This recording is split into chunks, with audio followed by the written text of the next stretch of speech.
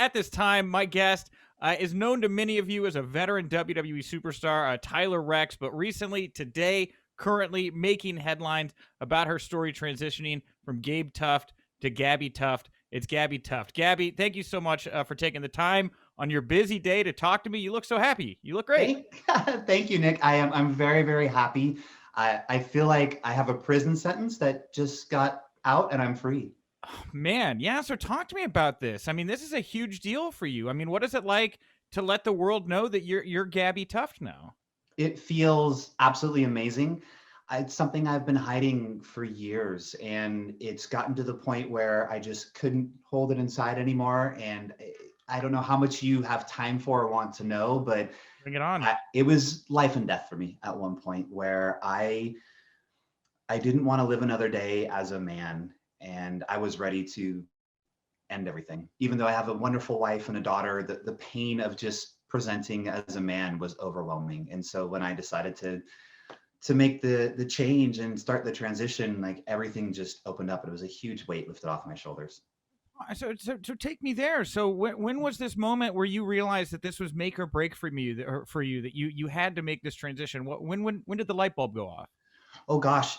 So this was probably, let's see, August-ish, somewhere last year in 2020. Oh wow. Yeah. Priscilla had come to me. She'd seen me becoming very depressed. And over the summer, I've been getting dressed up a lot as Gabbi in the evenings when my daughter would go to sleep. And one day Priscilla came to me and she was like, "Hey, babe, I know this is you, but I'm having a really difficult time in the daytime because I still see you dressed up as a woman at night." And I took that immediately. I just, being a kind of an extremist, I said, "Okay, no problem. Gabby's gone. Don't worry about it." And she was like, "No, that's not what I mean." I'm like, "No, this is stupid. This is dumb. This is some dumb thing I'm going through. It's a phase." And so I just basically killed it off.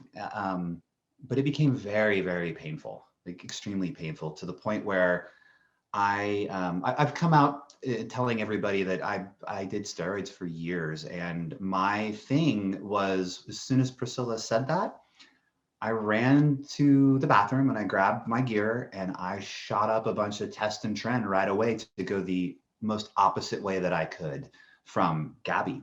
And I remember loading the syringe and pushing the syringe into my shoulder. And as I did, I just felt like I was killing Gabbi, and I could just feel the light going out. And it was painful, but I thought I was over it. And so the next couple of weeks, I would walk into my closet and I'd see my wigs and my clothes, and I just kind of turn away and like, no. But every day it got harder and harder to look away. And I found myself one day, I literally like stopped and looked at like one of my favorite wigs, and I reached out with my hand and I just kind of touched it and I felt it. And I had this moment where I realized that first of all, I realized that Gabe and Gabbi weren't two people. They were one, that this was a part of me and it wasn't going away, and I hadn't killed that part of me. And it was at that moment I knew it was either I needed to live as Gabbi or I didn't want to live anymore. And so I had some dark nights, very dark nights. I'm a gun enthusiast, and I had nights where I was just picturing putting the gun to my head and pulling the trigger because the pain was it was overwhelming. And it's crazy. Like I said, I've got a wife and a daughter, and as much as I wanted to be there for both of them, it was just, I've never been suicidal my whole life. My brother committed suicide in 2013, so I know the pain of losing a family member to suicide, but I just couldn't go on. And one day Priscilla comes to me and she says, "Babe, do you have something you want to talk to me about?" She said, "This is a safe place." And I just knew it was now or never. So I told her, I said, "Sweetheart, if I can't live the rest of my life as a woman, I don't want to live anymore." And she looks at me and she says, "Baby, I know." She said, "It's okay. I love you. Things are going to change, but we'll figure it out." And it was at that moment that just this incredible weight was lifted off my shoulders, and I knew I was free to be me. Wow. I mean, how has it been in the afterglow of, going to that really dark place here now and then finding yourself on the other side? I mean, thank you for your vulnerability, first of all, to be so Oh, yeah. open about that. That's a lot that you just put out there. And I mean, just the visuals of you battling with this syringe and these guns. I mean, that's really powerful stuff, Gabby. I'm trying to be as transparent as possible. I think that in this journey, if everybody's going to know about it, I need to be as transparent as humanly possible, because I know there's other people that are going through the same thing that I go through, or I went through, or I'm going through, but they don't have anyone to support them. Like my wife, she fully supports everything. My family supports, my closest friends have been supporting me since the beginning, but I know there's people that don't have that. So if I am just able to share my deepest, most personal feelings, I just hope that it'll help somebody out. What are I'll give you the platform here real quickly. What are misconceptions you feel like a lot of people have about transitions like yours? Are there things you're hearing that you want to dispel, or is there anything you want to comment on, or anything like that? Sure. Yeah, I think that there's a lot of misconceptions where people go, "Oh, okay, he's now transitioning to a female, so he's automatically gay," which I'm not. I'm still very straight. I'm very attracted to females. I'm very attracted to my wife, and so that is something that I think a lot of, especially males, they get a little apprehensive. So people that were my friends, actually, I've got a neighbor who's a great friend. I'm not going to mention his name, Okay. but I had a talk with him last night. He came over wanting to talk to me, just like, "Hey, I know we're like T-1 day until everything goes viral." It's like, "I just want to, talk to you." And, he's like, "So what about guys?" And I told him, he's like, "Okay, well, that helps, because I just instantly assumed that you were, going to be looking for men now." So I know that's a common thing. The other thing is, people I've already seen today on Instagram and Facebook where people are like, "Hey, you should get this mental illness checked out, or you probably have a chemical imbalance." And I'm here to say I don't. I'm happier than I've ever been. I know exactly who I am. I'm elated to be starting my transition. I'm 4 months into hormones, and I feel amazing. Life has never made so much sense. So, how far back, before all this stuff where it really got dark, how far back did you realize that there was something different? Like, when did you realize that something was different with you than others? Oh God, Nick, I had to really think about this. So when I decided that I was going to start my transition, I started thinking back to when I was a child, and I started putting puzzle pieces together. Yeah. When I was 4, I have this memory of shoving toys up my shirt to pretend like I was pregnant. And my mom comes in and she's like, "Oh, sweetie, what are you doing?" And I'm like, "Oh, I'm pregnant." And my mom's she's the great. My parents were both fantastic. They did nothing wrong. But she goes, "Oh, sweetie, girls are the ones that get pregnant, boys don't." I'm like, "Oh, okay." And then at 10-ish, around then, until I was like 14, when my parents and my brother were out of the house, I would sneak into my mom's closet and try on her clothes. And it was this like really secret thing I did. I never wanted to get caught because I didn't want to get in trouble. And at that point in school, like in society, as boys, boys that wear girl clothes or boys that do girl things, like they get beat up. They get called names. And so I battled with that. And in my teenage years, I let it go. But it was always there in the back of my head going, I wonder what it's like to have breasts. I wonder what it's like, to be on the other side of things. And I hid it really well most of my life. But it came back about 3 years ago in like full force. Your journey is incredible, first of all. And we haven't even touched on the fact that you found yourself in the cartoon world of professional wrestling amongst all of this that you're just dealing with as a human being. So what attracted you to pro wrestling, Gabby? What was like, this is a medium I want to get into here? You're talking about when I first got into pro wrestling? Yeah, exactly. Like, what? Oh, Yeah, why did you want to be? What led to you wanting to be a pro wrestler? I guess. well, the funny part about that is it literally fell in my lap. And I know there's a lot of people when they hear my story, they tend to go, "Oh, this goofball, he wasn't even interested in wrestling at the time." And I wasn't. I had no interest. But a really good friend of mine is Rick Bassman, and he was agent for Cena, Sting, Ultimate Warrior. He was the owner of Ultimate Pro Wrestling. Yeah, I know Rick. He's been on the show several times. Great guy. Yeah, Rick's a great guy. We were just talking days ago. I mean, he's a phenomenal guy. And we were great friends. We lived in Southern California. And for like a year, we were hanging out with guys that were former WWE stars. And I had no idea. There was just these big giant guys around all the time we go party with. Okay. And so one day Rick calls me and he says, "Hey, Gabe, I know you're not into wrestling, but I've got some people at the dojo." He owned a dojo. It was mixed martial arts, and he had a wrestling ring in there too for UPW. And he said, "Why don't you come on down and let them have a look? There's some scouts. Worst thing that could happen is that nothing happens. He goes, the best thing that happened, you walk away with the contract. So, okay. So I walked into, I didn't know what I was walking into, but I walked into like 40 guys in their boots and underwear, full gear, bumping around in the ring. And I was just like, oh my God, what is going on? But I talked to Bucci and Johnny Ace, Laurinaitis, and they both were like, hey, look, you got to look. We want to see what you can do. So they put me in the ring, gave me a tryout, and the rest was history. Wow. And so, like, that's a pretty machismo world, pro wrestling. Very right? much. Oh God, yeah. So, like, how did you feel in getting into the culture of that? Because to give people a frame of reference, like, what year was it, would you say, the Rick Bassman stuff led to you signing with WWE? 2007. And then my first day in FCW was February 1st, 2008. Yeah, we're talking pre-women's revolution by pretty much. Oh yeah, at that point. Totally. Like that. Very, very machismo. How did you take to the culture of WWE and pro wrestling? What did you think of it? Oh, it was fine. At that time, I was fully embracing being a male, and I had no problem with that. I think that's something just very quickly I never have really talked about. Is there was a portion of my life I don't regret it, and I embraced being a male. There was just always this part of me in the back of my head that just would wonder, and so yeah, I got along great with the guys. I was very masculine. Yeah. I guess one of the things is like, well, because the men at that time were trained and treated very differently than the women, and I mean, you had to have seen how the women were doing things that were historically not looked back on as a great way to portray. Yes. I didn't know if you just if that bothered you at all. You had any thoughts on it, anything like that? So. No, that never bothered me. From my perspective, the women's, I guess you call it division, or just the divas in general, they are as much of a part as wrestling as we were. And it was necessary for the draw for the crowd to build the business.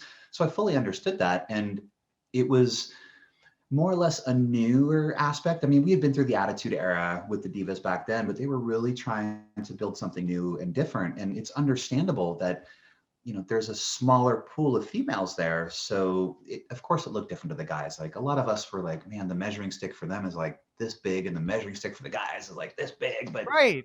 It did. But honestly, how does that affect me? It doesn't. Like they're going to get their airtime no matter what. And they're going to build a division. It's going to be a draw for WWE. It's going to be great. And then for us, like there may have been 60 guys we're competing with, but that's what it always been. So I didn't look down on it at all. Didn't bother me one bit. What did it mean to you to get the nod that you were going to get called up? You were going to go work on the main roster and SmackDown and everything. Say that again. I'm sorry. What did it mean to you to find out when you were going to go up to the main roster, be on TV and SmackDown, transition out of being in the developmentals and things like that? Oh, it was amazing. It was wonderful. The funny part is I'd been on the road for months with a couple of the other guys, with like Sheamus and Yoshi. God, I can't even remember who else was there with us. It's so funny. I've hit my head so many times I don't remember. I haven't heard Yoshi Tatsu's name in a minute, so I'm glad you. I know, right? Yeah. But we were all on the road, and one night, Carano, like we've been doing this for months. Just go practice before the show, and then sit around and watch, and just kind of get to know everybody. Carano calls us into his office, and he goes, "All right, guys, you guys are all debuting on ECW as part of the new talent initiative. So here's the ball. Don't drop it." We're like, oh, okay. I never had a dark match. I never had like a promo in front of a crowd. They're just like, go ahead. Your debut is tonight. That's crazy. Were you a fan of ECW? Were you like before you made a debut on the brand and everything like that? Not before I got into FCW. No. Well, let me back up. When I got into UPW, I started really studying everything, the history, because I wasn't a fan and I didn't watch ECW when I was younger. So I wasn't familiar with it. But in FCW, I watched a ton of tape and I became a very, very big fan of ECW. So to know that we had a chance to be on that show before it was gone, be a part of history, was absolutely amazing. Yeah, for sure. And did you ever get the chance to talk to Vince much? Like, what was your relationship like with the boss at the time? It's short and sweet. It was one of those, hey boss, how you doing? Shake your hand and move on the way. So I had a couple of short meetings with him. He does a meeting with every new talent. At least he did when I was there. And it was awkward because I really didn't know who I was. So I was like, okay, yes, sir. Sure. Yeah. Ask me all the hard questions. And I was giving him very simple answers. Well, did he have a vision for Tyler Reks? Was there a fleshed out idea there? Or was he just kind of like, I don't think so. Yeah. Actually, I will say I'm 90% sure there was no vision for me ever. Okay. Because, and I have some inside information because I know some of the writers, they were buddies of ours. And apparently in the production meeting before I made my big debut as the mean Tyler Reks with the beard and the dreadlocks, because they had pulled me off TV as a babyface, it just wasn't working. Yeah. And I spent 6 months plus trying to come up with this heel character. It was right before Bragging Rights. It was Friday night when I worked Caval. It was his spot for Bragging Rights. That production meeting, Vince goes, "What are you guys doing with Tyler Reks?" And from what I was told, the entire production meeting room just kind of like, they just looked at everybody looked at each other and they go, "Nothing." "What are your plans for him?" Oh. We don't have any. So he's debuting the night and he's going to Bragging Rights. And that was it. That's all I knew. And of course, Caval was is now Loki, right? Yes, Loki. Wow. Okay. Well, and were you okay with that? Were you just enjoying the ride? I mean, do you feel like you? Yeah.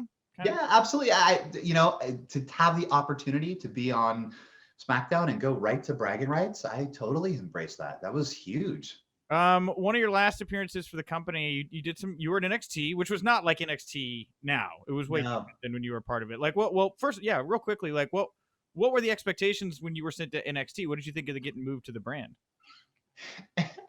Hawkins and I always had we had a saying that NXT is where wrestlers go to die. Oh, that's not true anymore. It's different now. It's much different now, but back then it was like, it wasn't even the C show. It was like the D show. And it was hey, put him down here until we let him go. And we looked at it as like, we don't really care anymore because we're either going to get fired or we're going to figure this out. So we had an opportunity to just experiment with everything. We broke all the rules. We stopped listening to our producers. They would say, "Hey, don't do this, don't do that. Here's a mic, go 5 minutes." We'd go 10 minutes, like with the mic.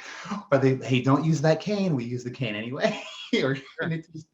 We just didn't care. And we really started figuring out who we were individually and as a tag team. And it got to be really, really fun. We really started understanding how to, what's the word I'm looking for? How to shine and just get our characters across. Yeah, man. I mean, I call them light bulb moments. Oh, absolutely. That's exactly what it was. Yeah. Yeah. It's different people, different times. There's always like just one big light bulb. There's like a lot of little light bulbs, that. Yeah. Oh, absolutely. Yeah. So that's so cool to hear. And then I was going to bring up, one of your last WWE appearances, you and Hawkins. By the way, you and Hawkins still friends? You guys still close? Yeah. Actually, we are still friends and we talk occasionally. I haven't talked to him in a couple months, but today, I guess the news broke. I didn't even know the news broke today. I knew the press release was going out, but I see Hawkins texting me and I go, "Oh, what's he got to say?" And it's just like 3 or 4 little hearts. Oh, that's great. Okay, I love you, buddy. Yeah, Gabbi, I'm thankful you took the time. I'm not kidding you. As soon as the news broke, because we have a news tip line where people can send us tips. Things come in. I'm talking a wave. Everyone's like, "Do you see this? You see?" Oh, it's so exciting. I feel so honored. Yeah, people are there, and like it's largely very positive. Like I feel like you're getting that's got to feel nice to know that like because the wrestling community is a lot more progressive now. I feel like than it was even like 10 years ago. Correct me if I'm wrong. Absolutely. So everybody's very happy for you. But yeah, anyway, back to my question. I keep getting distracted. One of the last things you did was you worked with the Undertaker. You and Hawkins got laid out by Taker and Kane. What was it like to get to share the ring with the dead man? Oh, it was amazing. So that had been one of my things when I started and I knew I was signed and in WWE. That was like my bucket list thing. I wanted to be in the ring with Taker, no matter how long, short, whatever. I just wanted to be in there. And I had the privilege of being in the ring with Kane several times on tour and on house shows. And he's a wonderful guy. Like I love Glenn. He's amazing. Taught me a bunch. But when they came to us and they said, "Hey, look, we're going to do this thing for Raw 1000 and we want you couple of guys because we trust you to come out there with us," I tried not to pee myself. I was like, "Oh, okay." Outside, I have this saying, like, outside I'm smiling and inside I'm screaming. I was so excited, and it was short. It was really short. I remember seeing Taker in the ring, and he was just throwing a bunch of punches, and I was feeding out of the corner. I just made eye contact with him and kind of like, "Okay, here he comes." And I ran up and just socked me right in the jaw. And I'm like, "Okay, that was awesome. That was worth everything I waited for." Oh, there you Short, go. sweet, done. I'm like, "All right, cool." So you say in the press release that went out here. So ultimately, you left WWE. It sounds like to go be with your family, with your dad. Talk to me a little bit more about your decision to kind of wrap up with WWE there. Yeah, it happened pretty quick. My daughter at the time was about 8 months old, and I was gone Oh gosh, if we were doing house shows, I was gone on a red eye from San Francisco. I'd leave Thursday night and I'd get to wherever we're going Friday morning, and I wouldn't be home until Wednesday about 3 o'clock in the afternoon. So I'd have less than 24 hours to spend with my newborn daughter who was 8 months old. Wow. It was really heartbreaking. I didn't want to be a FaceTime father. And at SummerSlam, it was supposed to be this family event where all the wrestlers bring their family members and we hang out.